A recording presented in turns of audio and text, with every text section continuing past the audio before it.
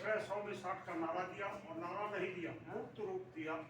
उत्तर प्रदेश की राजनीति में आज़ादी के बाद जिन लोगों के जिन तबके से मुख्यमंत्री होते थे, उसमें बहुत कुछ ऐसे लोगों का कब्जा था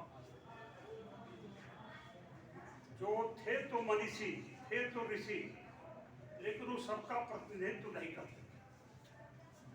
एक बड़ा मुहिम चला और पावर पिछड़ों के 60 के नारे को जो लागू करने का राजनीतिक में अवसर आया, राजनारायण उसके बड़ी भूमिका।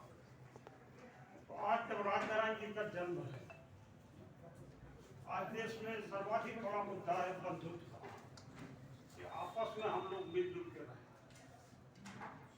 राजनारायण जी को जब आप जन्मदिन पर याद करने जाते हैं, तो जो भी वक्ता बोल रहे हैं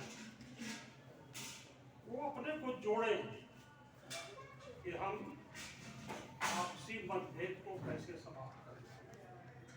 वो है विमर्श करें कि समाज में जो छोटे बड़े का भाव है, जो ऊंच नीच का भाव है, जो हिंदू मुसलमान का भाव है, जो ऊंची का भाव है, जो बड़े छोटे का भाव है, ये कैसे समाप्त हो।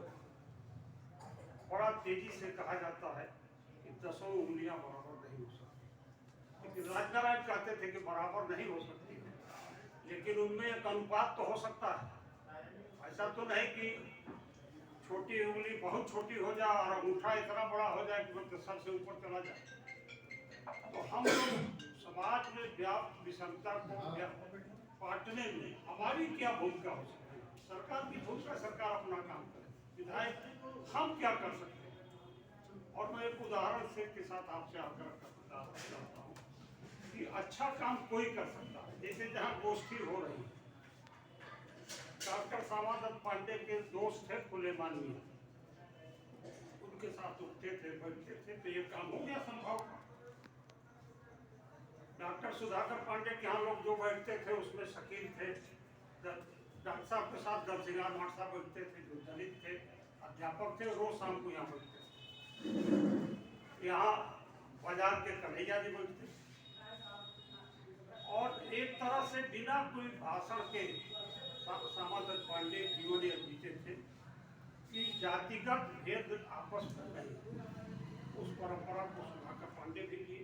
उनके दोस्त थे शकील, उनके दोस्त थे काशीराम ढोके, उनके दोस्त थे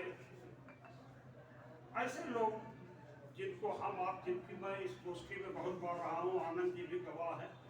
एक यहाँ लड़के मतलब आते थे, किसी पर भी तंज करते थे, कोई बोलता था उसके ऊपर बहुत तीखा तंज करते थे, कभी कभार बुरा भी लगता। डॉक्टर साहब कहते थे कि बोलने का अवसर दीजिए, बोलते बोलते सुधार आ जाएगा, इनको लगेगा कि तंज नहीं। रोकिएगा तो इनके भीतर गुस्सा रहेगा, वह गुस्सा हिंसक भी हो सकता है, वो गुस्सा इनको गलत रास्ते पर।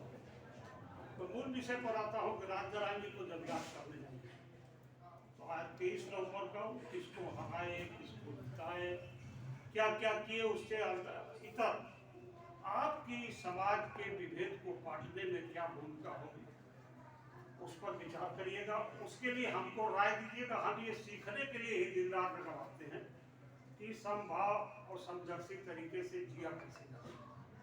इन्हीं शब्दों के साथ आप लोगों का फिर एक बार स्वागत करता हूँ, हृदय से स्वागत करता हूँ। और आप लोगों को एक सूचना के तौर पे बताना चाहता हूँ कि पूरे देश में राजनारायण को लेकर आज जितने भी कार्यक्रम हो रहे हैं, वो सारे लोग दिलदार नगर के भी इस कार्यक्रम से जुड़े हुए हैं, क्योंकि दिलदार नगर ऐसा कस्बा है जहाँ राजनारायण जी